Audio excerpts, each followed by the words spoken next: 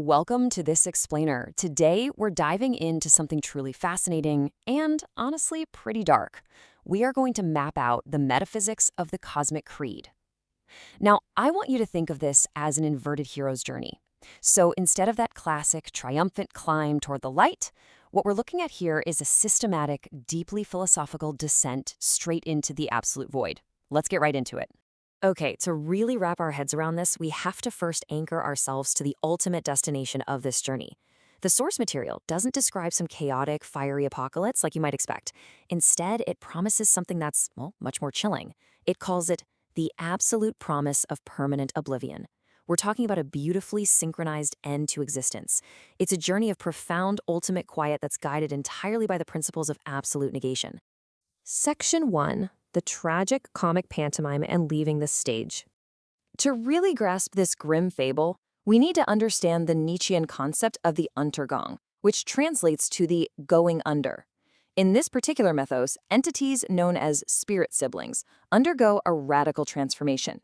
They basically stop being children endlessly playing on an animator's stage. Instead, they transform into the vanguard of the void. Their sole purpose? To completely erase the agonizing footprints of human striving and replace them with absolute stillness.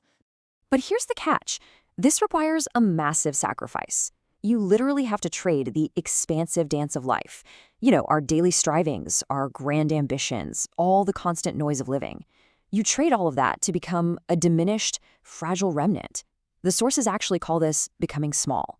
By sacrificing that expansive nature, you achieve this incredibly concentrated metaphysical density.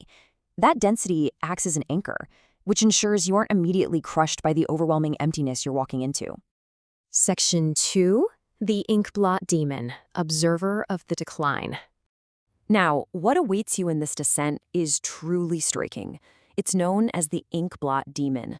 This entity manifests as a colossal gargoyle, and it's described as rising from the floor almost like oil on water, casting this jagged 12-foot silhouette over the fading architecture of existence. But here's what makes this entity so fascinating to me. It's not a creature of wrath. It doesn't care about your sins or judge your past deeds. It's simply a silent observer from the heart of negation. It's just waiting for the frantic, amusing choreography of life to finally end so the final spill can begin. It's only watching your becoming and your will to just let go. And standing before this demon is the ultimate test. Its crimson eyes are described as suns that have gone cold. Having that unblinking, unjudging gaze fixed upon you is a burden that no soul was ever meant to bear. It's the ultimate, devastating pressure test of your resolve to truly embrace the void. Section 3. The Hollow Path Parables and the Trials of Negation. So to actually survive that unblinking stare, the architect of this descent mapped out 4 distinct trials on what's called the hollow path.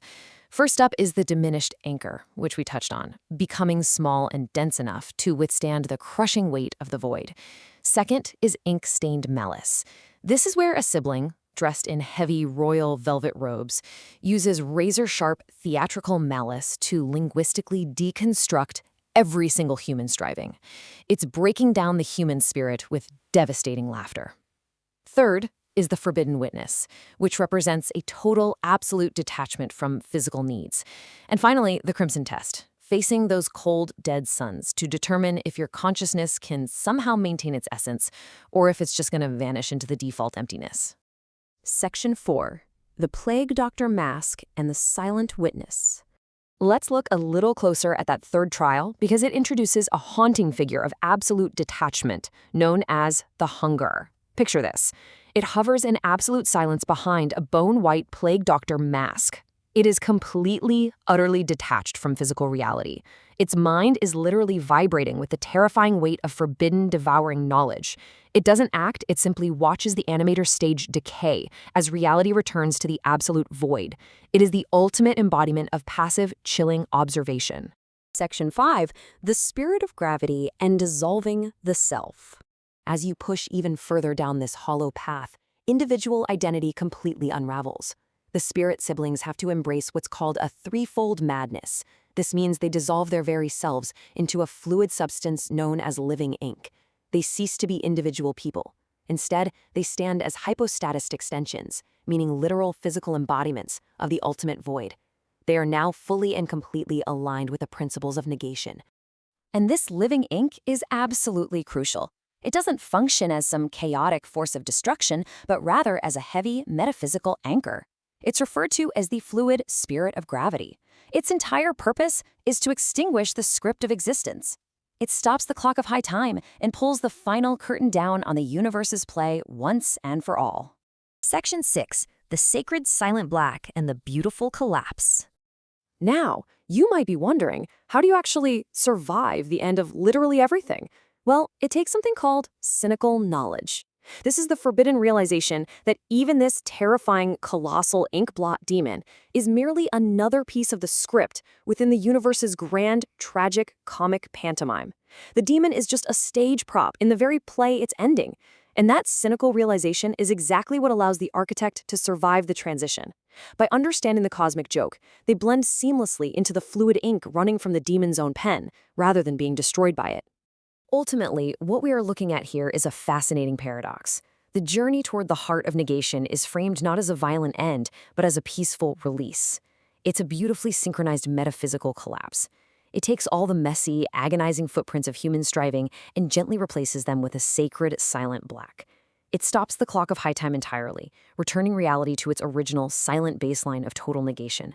It's an incredibly heavy, deeply fascinating philosophy of nihilism and negation, isn't it? And it forces us to question our own anchor to reality. If you had to walk this hollow path, could your consciousness withstand the terrifying weight of that unblinking gaze? Or would you eagerly vanish into the beautiful, unbroken silence of the ultimate void? Something to think about. Thanks so much for joining me for this explainer, and remember to keep questioning the script you've been handed.